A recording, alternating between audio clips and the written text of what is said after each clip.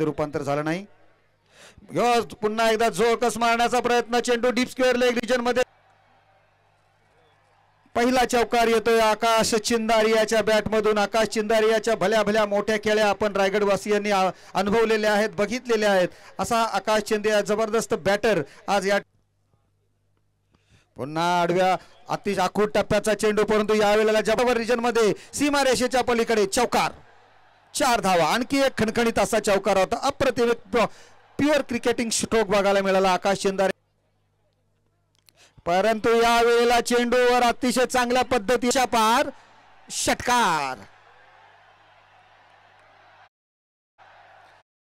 Stroke होता चेंडू, परंतु यावेळेला रडार मध्ये चेंडू आलाय चांगल्या प्रकारे।